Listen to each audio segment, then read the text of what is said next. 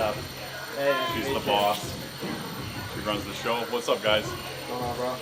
I remember you. How you doing? This David. is Alex. Alex. Nice to There's meet a lot you, of Alex. Alex here. It's gnarly, dude. Yeah. That looks amazing. Okay, That's so- exactly what I was thinking. We're building this on Saturday. Let's go.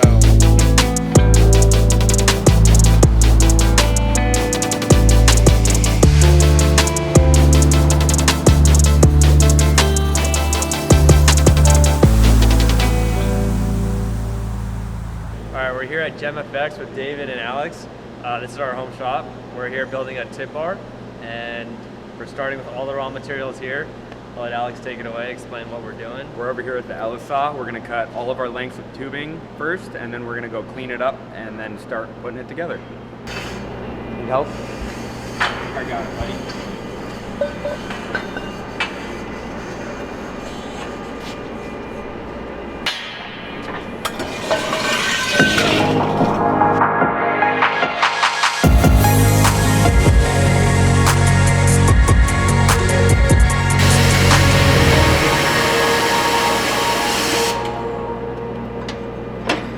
Here we have it. Wow. Alright, so we're gonna get this part one done. Okay. We're gonna get the other two down and then finish up on the saw. A little bit. My grandpa worked for American Motors, and then my uncle worked for Snap. Go ahead, and we're gonna write the length that it's going to be after we notch it, 4 3/4 on the tube, so we remember later. But I don't know much of them because.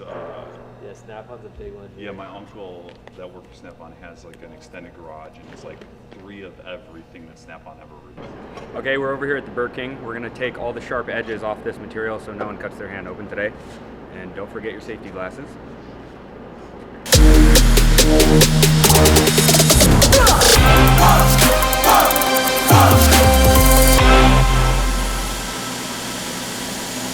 So what is this? So this is a Haas ST20. It's a CNC lathe. So what we do is we put material inside of here. This is called your chuck. And then we use this hydraulic press, and it'll clamp down on your material so it won't come loose.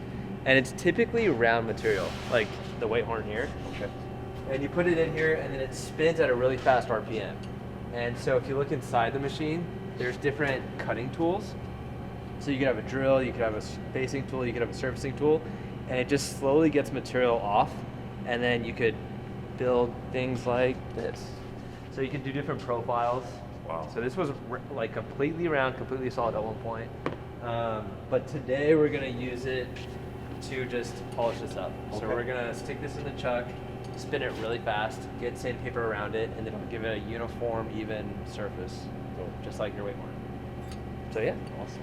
So we're just gonna tighten up the chuck and then get going.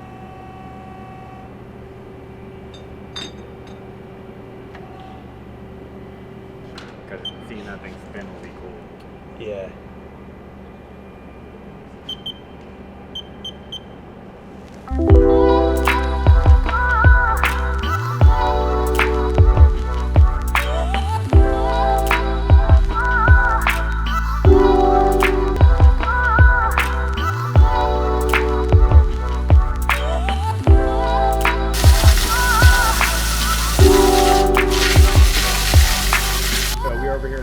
Full saw notcher. We're going to start notching all the tubing so that it fits perfectly into the other ones. They will butt right up into it.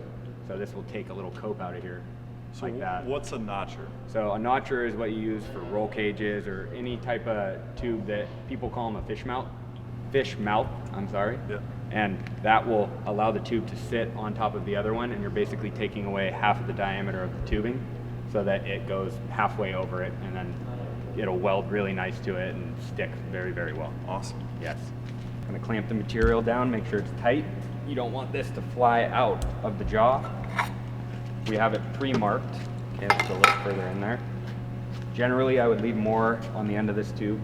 Sometimes it's better to notch it first, and then you can go back and cut it to length from the inside of the notch. Some WD-40, because this will get very hot. And you always keep the handle up against your hip, because if this catches somehow, it could break your wrist if you're not careful.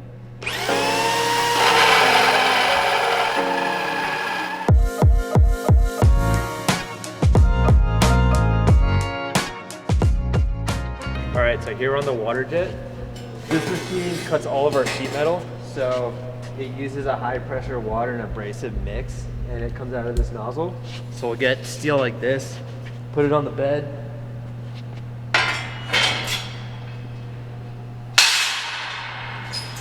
Then we line up the material on the bed. Then we'll put all of our designs into the computer. We'll path it all out, and then the machine will read that path and then cut out whatever designs we want. So we're gonna do that next to get all the caps for the TibBar, get his logo on the gusset plate, and the next step is to weld it all together after that. Let's go. So let's get into it. Now we're on the back side of the machine, so we're gonna turn it all on. So this is our on switch for the computer, our water, and then our air for the sand.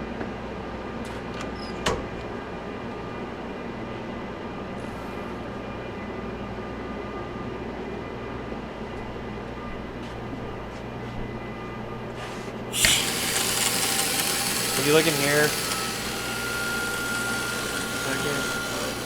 so this is all your abrasive. So this mixes with the water, and that's what really cuts the steel. So let's get into making those parts. So now we're gonna get our raw materials that we just cut and finished and get some dimensions off of them and create some CAD drawings. So for the plates that are going here and for our bolts, and we'll put that in the water jet, and the final step after that is just gonna weld them together.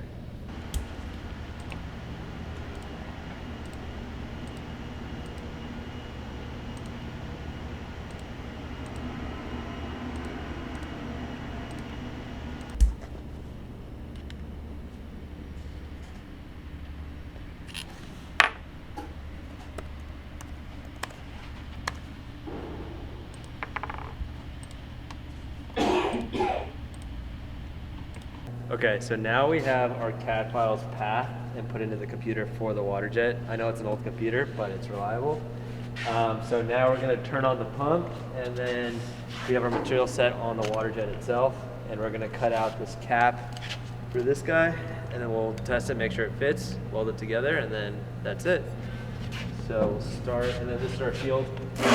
So our shield just protects anything from splashing out, just it doesn't get in your eyes. Always safety first. And yeah, so we'll get started.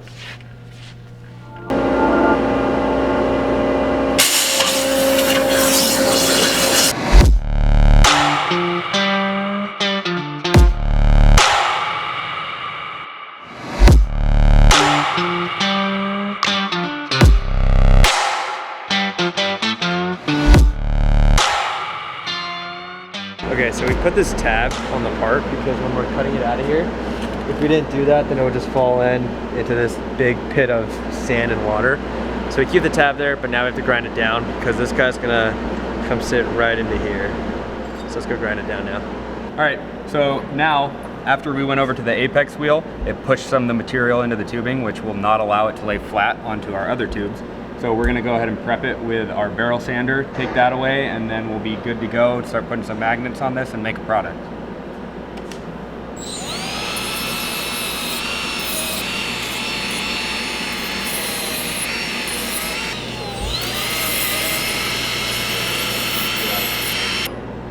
Something that's left way closer to the toe model. Now they're starting to look a little bit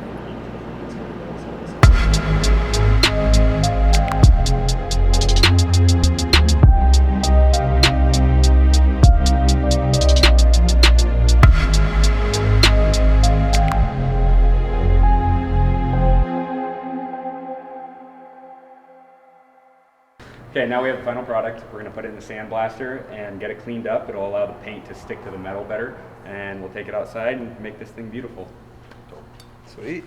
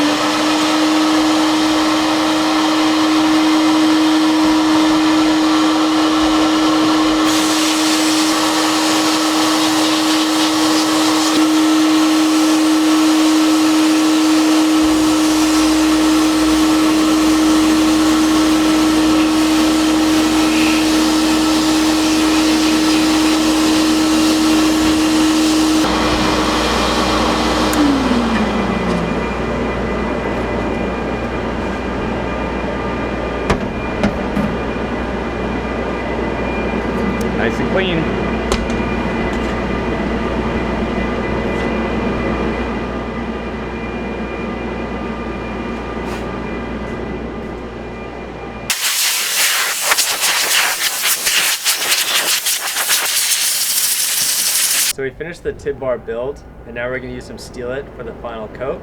And I'm gonna let David do the honors. Thank you very much.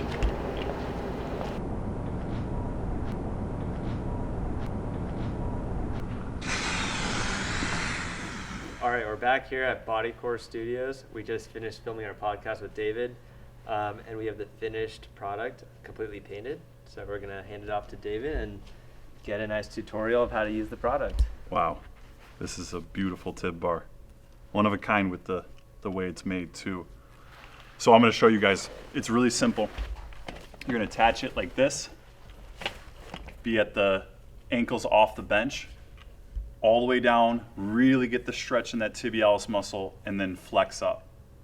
And if you want to bend the knees, that's fine, but all the way down, get that good stretch, and then flex up. A lot of you guys will know this from social media because I use a downward shot. I'll shoot my own legs, and you'll see that. So that's what that is it's just ankle flexion.